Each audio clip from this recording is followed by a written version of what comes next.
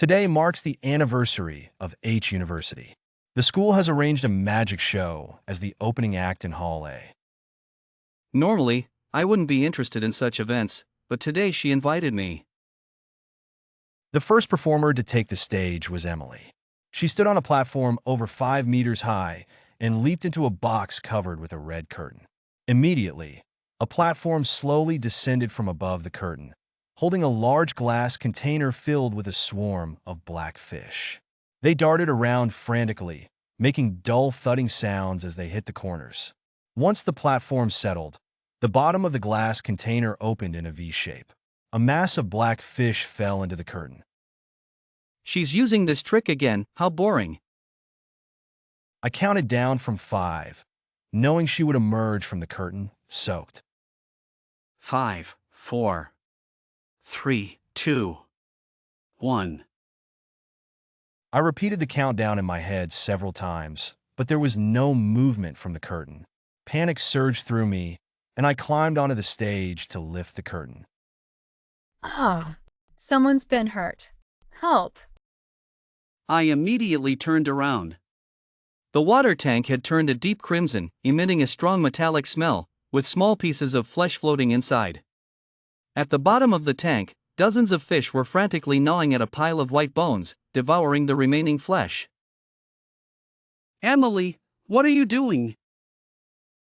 I clenched my fists, gritting my teeth as I stared at the horrifying scene.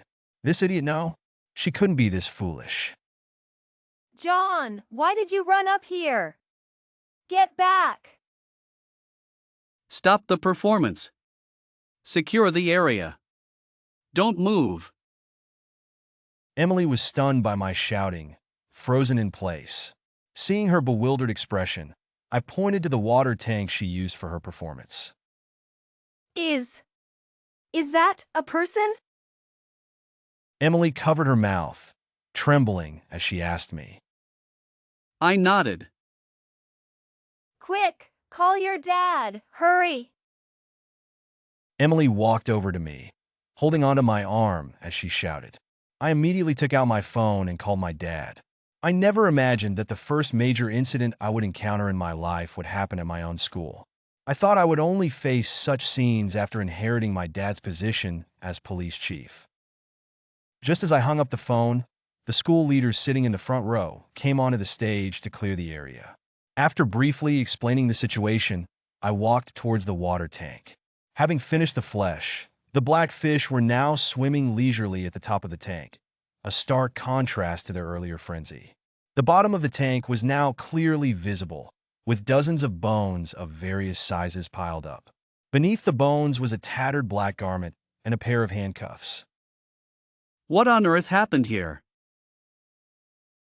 5 minutes later, the audience had all dispersed.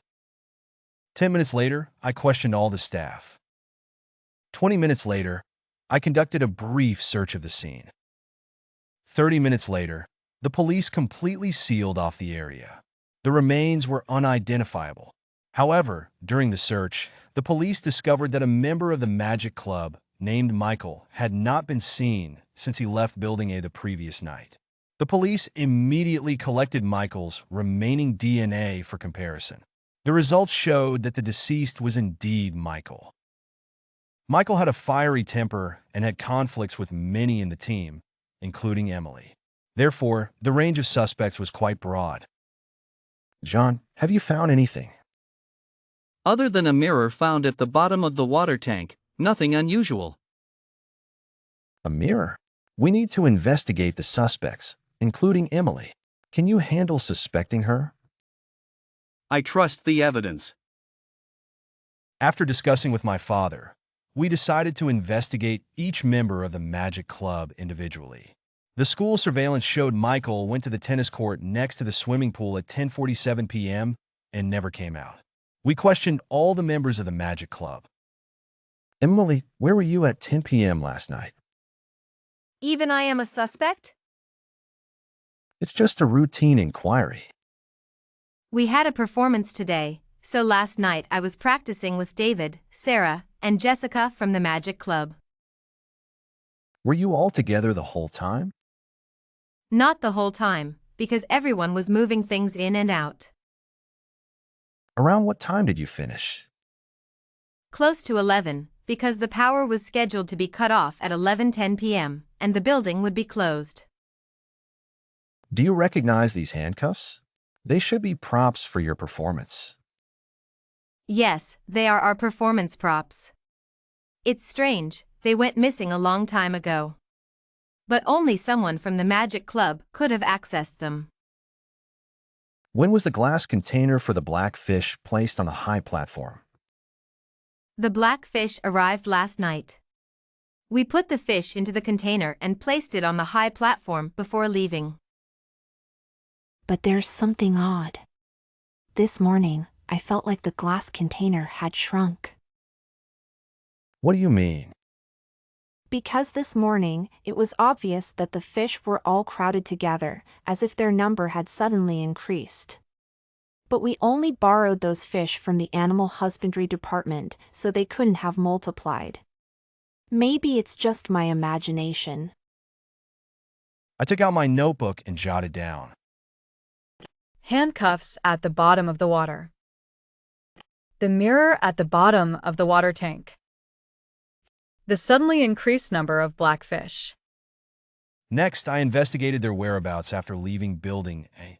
Emily and Jessica had solid alibis, but the other two had no witnesses to their movements. The questioning ended there. Without more clues, there was no point in wasting time. After all, a significant question remained.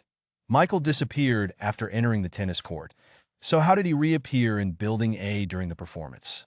According to surveillance footage, no one entered Building A after Emily left. So, how did Michael get there? Why was he handcuffed? And why was the timing so perfect? We then proceeded to investigate Building A, the swimming pool, and the tennis court. We discovered quite a few useful clues. Inside Building A. We need to retrieve the handcuffs and mirror from the bottom of the water tank. Dad had the water drained from the tank, and then the glass tank, which was 5 meters long, was cut open manually. The cut glass surface still had traces of blood and tiny bits of tissue, emitting a metallic and unpleasant odor. Pinching his nose, the mirror is shattered, but the water was too murky to notice before. That means the mirror must have been in the container holding the black fish. When the fish fell, the mirror fell too and was later shattered by the handcuffs. John quickly took out measuring tools and recorded the dimensions of the mirror. Length, 140 centimeters. Width, 140 centimeters. After recording, he walked to the far corner and picked up the handcuffs. The handcuffs look very old, covered with various scratches, some of which seem recent. I need to verify Emily's testimony. John then examined the bottom of the water tank, discovering a mechanism that connected to a trapezoidal staircase under the stage. Emily's words were true. She couldn't have used that time to commit the act. Moreover, Edward was a 178 centimeters tall, 120-pound adult male. They then went to the adjacent swimming pool, which wasn't very large and could be seen in one glance. H University had a rule that the swimming pool closed after 10 o'clock. The pool could be freely accessed, but if anyone got within a meter of the pool, the entire swimming pool would sound an alarm. However, there were no alarm records from last night, meaning no one approached the pool. But strangely, in the center of the pool, there was an oversized life buoy and some black fabric fragments floating. The fabric could barely be explained as fragments of a student's swimsuit, but how did the life buoy end up in the center of the pool? John immediately questioned the staff, who confirmed that they had put away all the life buoys before leaving last night. The only possibility is that the perpetrator accidentally left these items during the act and couldn't clean them up due to the pool alarm. As John was pondering, a soft and melodious voice interrupted his thoughts. John, are you hungry? Thank you. You've worked hard. It's nothing, it's part of my duty. They each held a squid strip in their mouths, awkwardly staring at each other for a moment. Suddenly, Emily remembered something. The magic trick I performed for you last time, did you figure out how it was done? The card guessing one? That was pretty obvious, right? You just hide a card in your sleeve beforehand and show me the pre-hidden card during the performance. When guessing the card, you just find the one that matches the pre-hidden card, creating an impressive effect for the audience. Yes, exactly. Magic is like that. It shows all the techniques right in front of the audience, yet no one notices. Hearing this, John stopped chewing and froze, as if something was swirling in his mind. What's wrong? Emily, are there any other entrances to Building A? Although there are emergency exits and staff entrances, they all have surveillance cameras. The police reviewed all the footage from 2 days ago and didn't find anyone passing through. What about there? John pointed to a corner at the top of Building A, and Emily followed his finger. You mean that window? It's 5 or 6 meters high, right?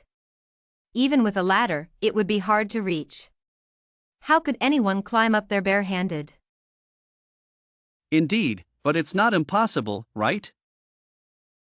That's true, but what can we do?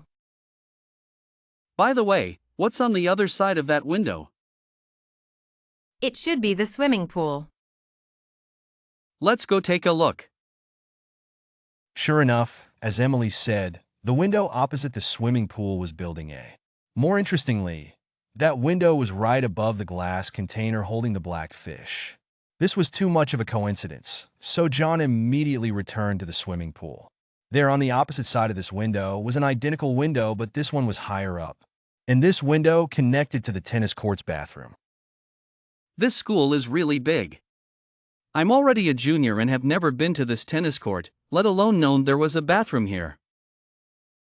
No way, look how clean it is here.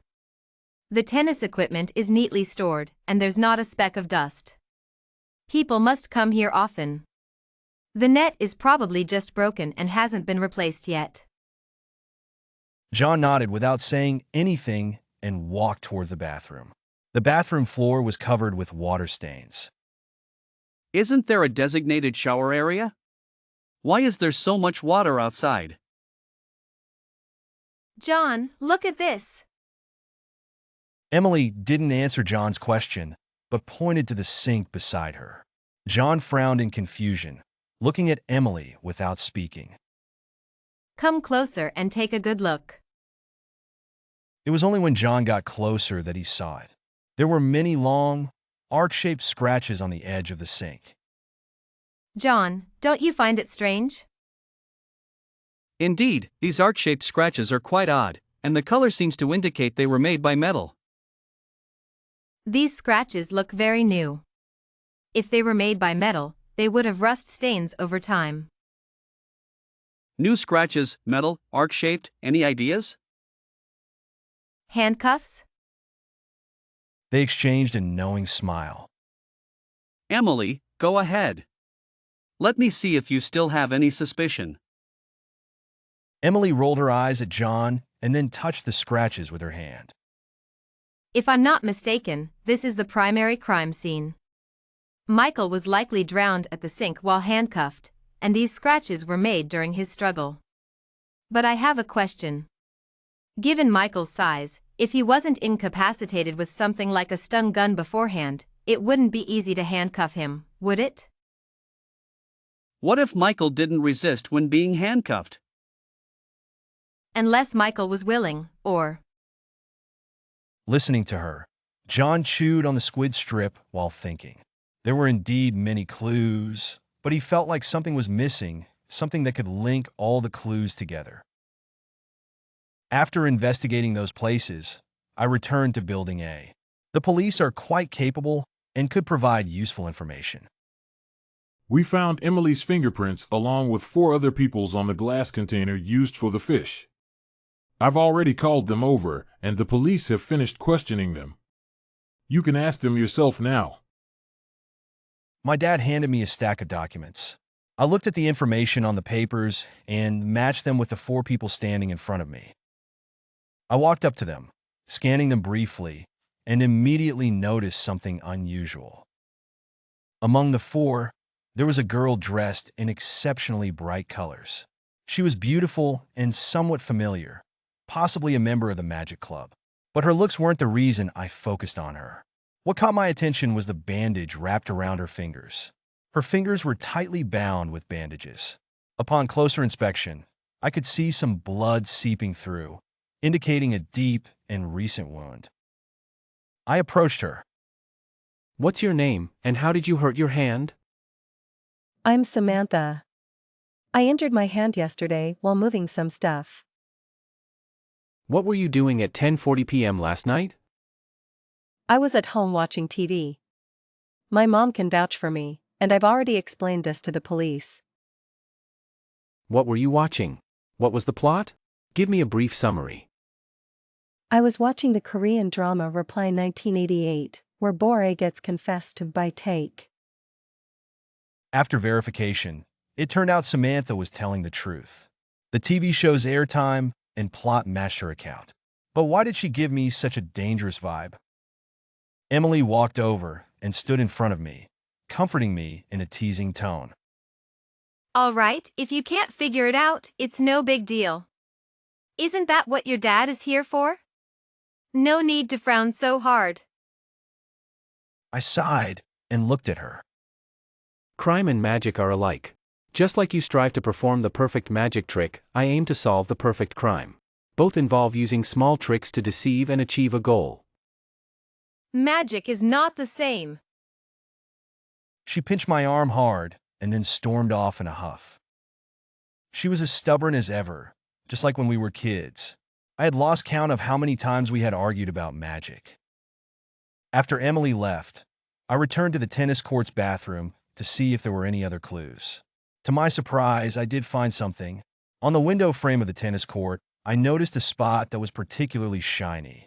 I touched it, and the shiny mark was free of dust, indicating it was recent. I went back to Building A and climbed up to the window opposite the bathroom to check. Sure enough, this window had similar marks. If the same situation appeared twice at the crime scene, it couldn't be a coincidence. Suspicious marks on the windows of both Building A and the bathroom, the torn fabric in the pool, and the life ring. The culprit was... I suddenly understood everything. The missing clue was a zip line. Using a rope to connect the two windows and a life ring to create a zip line. But where did the rope used for transportation come from? As far as I knew, there were no ropes long enough to connect the bathroom to Building A in any of these venues. If the culprit had set up the rope in advance, someone would have noticed it during the day with all the people coming and going at the swimming pool. So, John had an epiphany, his mind racing with revelations. I figured it out! The culprit is incredibly clever! John immediately turned to his father. Dad, we need to go to the tennis court to collect DNA and fingerprint evidence from the four suspects. Instead of collecting it from the bathroom, they gathered it from the drooping tennis net. That rope that ties all the clues together, it's the very rope at the top of the tennis net used for securing it. Sure enough, they found Samantha's DNA on the tennis net. Dad, it's Samantha. You can close the case now. Are you sure, son? Can you really conclude she did it based on just one DNA sample? What? Don't you have faith in your genius son? I'm just worried that since Emily is involved, you might make a wrong judgment. She's the last suspect in my mind. Even though she's tangled in this case, it won't affect my judgment. If all the clues pointed to her, I'd naturally identify her. But this time, it's not the case. Suspecting your childhood friend, you brat! Dad gave John a sideways glance and turned to walk toward Samantha. Evidence? You think you can pin a crime on me with just one DNA sample? That's absurd. This accusation is too serious to just throw at me. I won't accept it. Samantha raised her voice, shouting at John's dad. John knew she was really speaking to him. Dad turned around and signaled John to come over with his eyes. What about the rope? Even though she had misled John for so long, he had to admit and respect Samantha's intelligence. What rope? If you insist on playing dumb, I'll spell it out. Go ahead. Samantha stared straight into John's eyes, a smirk on her face, ready to mock him. Just then, Emily walked over. John, her? Emily was clearly shocked, but out of trust in John, she kept her doubts to herself. The reason the surveillance didn't capture anyone entering the tennis court in Building A after Emily's group left is because that person was already hiding in Building A. That person is also a member of the Magic Club and must have made an excuse to leave Building A early last night. John looked at Emily, and he could see she was hesitant. Speak up, Emily. Don't forget, you're also a suspect. Yes. Around 10:20 p.m. last night, the fish for the performance arrived. Just as we were about to move the fish, Samantha said she wasn't feeling well and wanted to leave. I agreed. We were busy moving the fish, and when we came back, Samantha was already gone. That person didn't leave Building A but hid in the trapezoidal staircase under the stage. Everyone left Building A at 11, and there were 10 minutes of power outage. She didn't waste those 10 minutes. She lowered the glass container with the fish from the high platform and then placed a pre-prepared mirror inside the glass container. Using the mirror, she divided the cubic glass container into two triangular sections. That's why people saw more fish this morning, because the space for the fish to move was smaller, and there was also the mirror effect. Then she stood on the high platform, and as it rose, she climbed out through the window on the high platform. But how did she climb down from such a height? That's crazy. John's explanation left everyone in stunned silence, the pieces of the puzzle falling into place. The room was filled with tense silence, broken only by the soft rustle of papers and the distant hum of the city outside. Emily, do you remember the lifeguard stand at the swimming pool? The one with the tall ladder that you can sit on. But that ladder is obviously not tall enough. If you place the floor speaker from the swimming pool underneath the ladder, it becomes just the right height. She used this method to get into the swimming pool, took a large lifebuoy, and then used the same way to get into the tennis court's bathroom. Am I right, Samantha? Impressive, but what does it have to do with me? I had to admit, Samantha's composure was remarkable. Neither her expression nor her body language showed any sign of nervousness. But if she was a student at H University, it made sense. After all, it's a prestigious institution in the country, filled with highly intelligent individuals. My dad once said that if all the geniuses in the world turned to crime, it would cause chaos. It seems his words were prophetic. It's best not to make such predictions. Why don't you tell me how a weak woman like me could possibly harm someone as strong as Michael?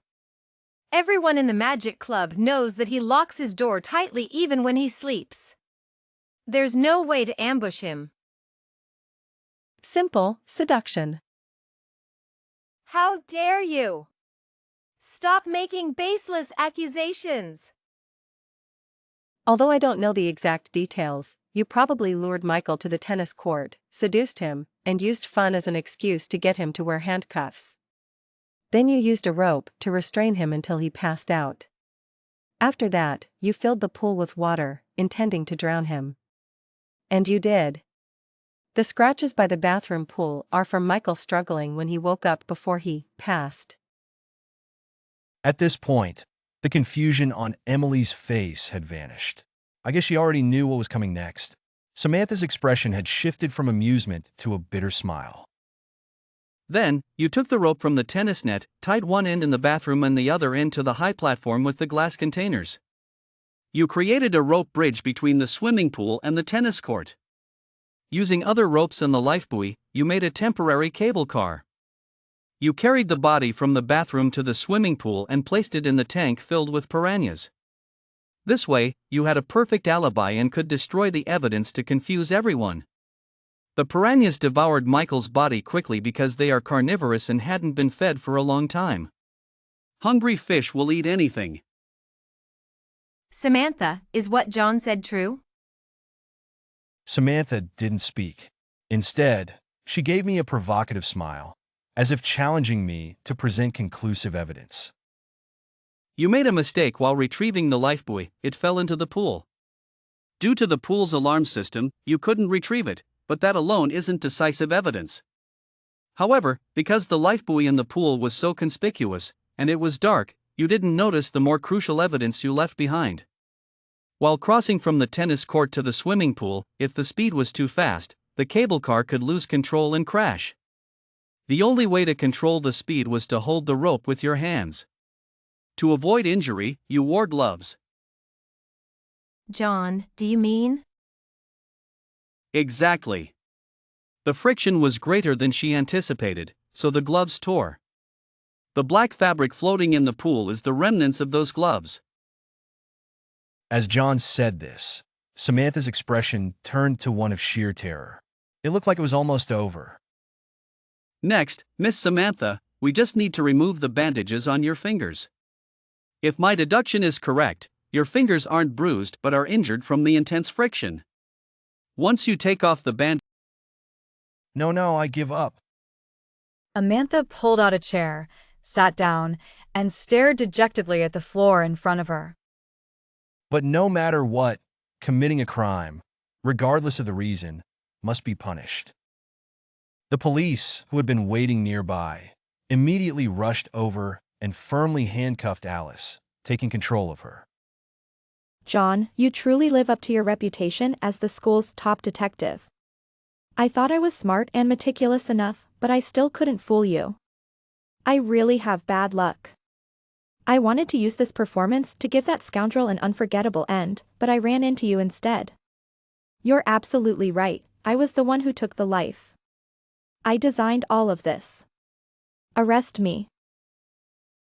You're smart, but you used your intelligence in the wrong way.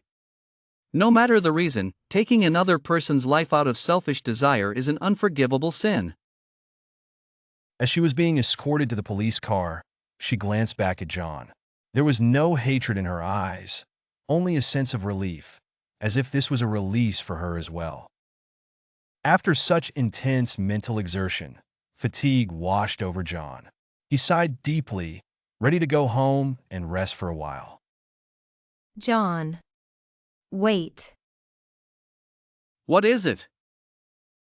John turned around to see Emily, her face flushed, looking down and struggling to speak. He waited for a long time before she finally managed to squeeze out a few words. How do you know so much? It's just about connecting the clues. You can do it too. That's not what I meant. Then what? I mean, those things like seduction, fetish, bondage, how do you know about them? That's a secret. Stop right there.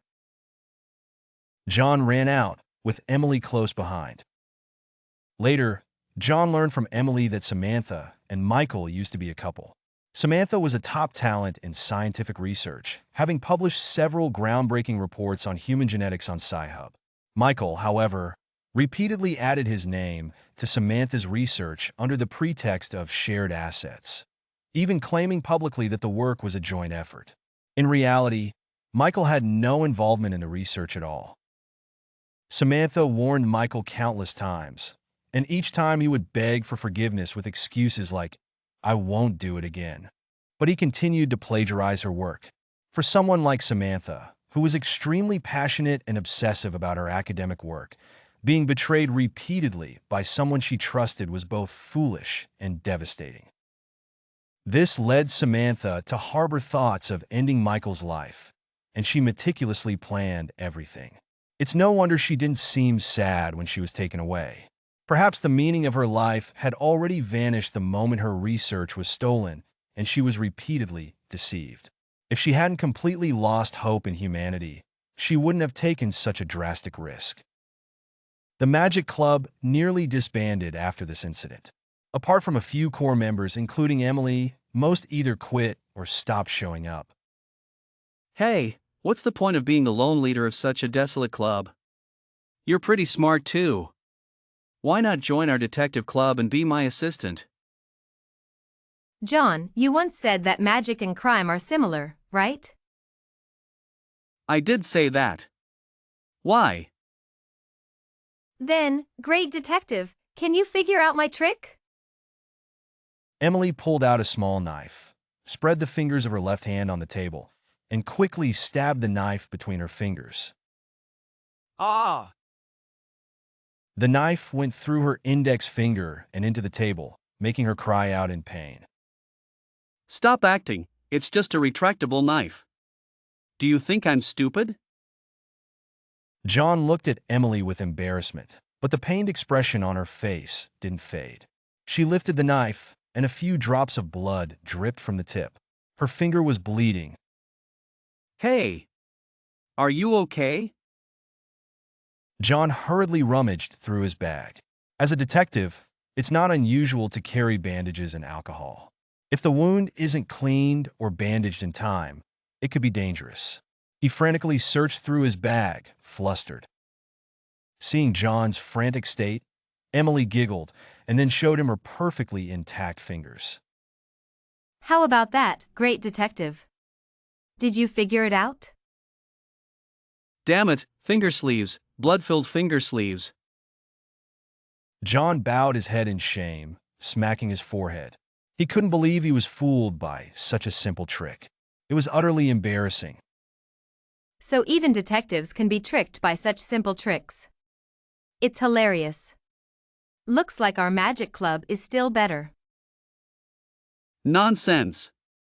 I figured it out. Just not immediately. If I hadn't revealed it, you wouldn't have known, right? Impossible. I was just concerned, in a hurry. What did you just say? Nothing.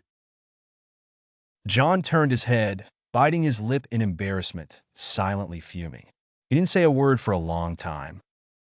But Emily was laughing happily.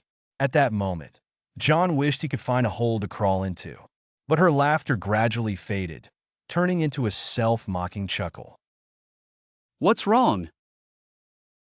John, it's really nice to have you around. Huh? Before John could react, a warm sensation fell on his shoulder. Joking around with you makes me feel energized. After all the hard work of rehearsing, having something like this happen during the performance, and it being done by a club member.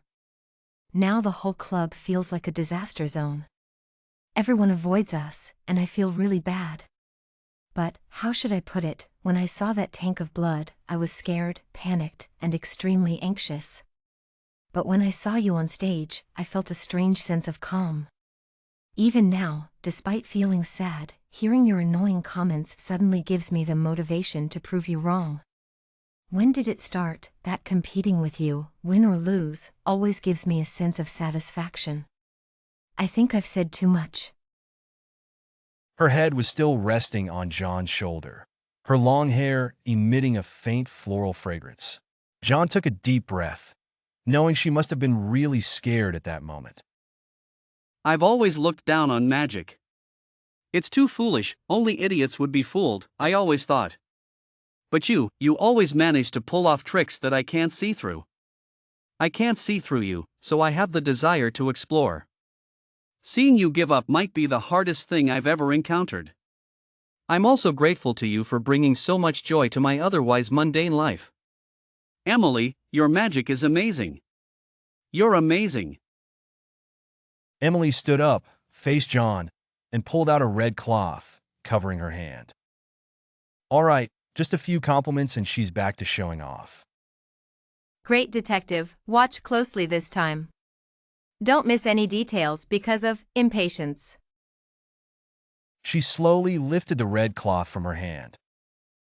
John, when I invited you here, I said I would show you the most perfect magic. Now I've fulfilled that promise. No matter how perfect you make it, I'll see through it all. No matter how many times you see through it, I'll keep performing for you.